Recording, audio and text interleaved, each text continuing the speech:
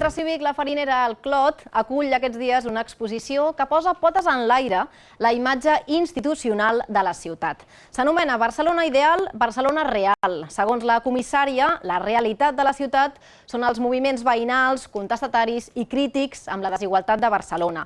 En la mostra, en plafons, es donen a conèixer 17 projectes en aquesta línia que en molts casos han nascut als barris de la ciutat.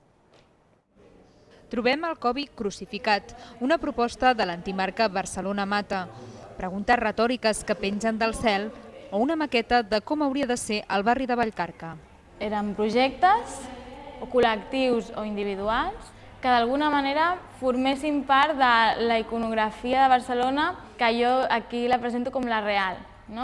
Projectes que sorgissin dels barris i que presentessin la Barcelona dels barris.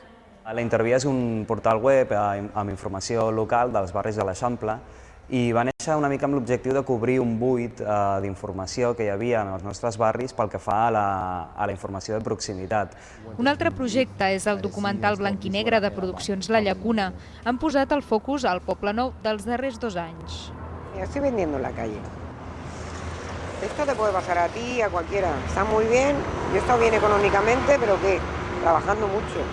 Estem trobant la misèria més absoluta al costat de les grans empreses multinacionals, dels grans hotels de 5 estrelles, i aquest contrast tan directe, tan porta per porta, ens semblava molt interessant i molt exemplificador del que havia sigut la crisi i del que està sent la crisi econòmica. Una mostra de 17 artistes o entitats que es mostren crítics amb una Barcelona ideal i que es donen a conèixer al Centre Cívic La Farinera.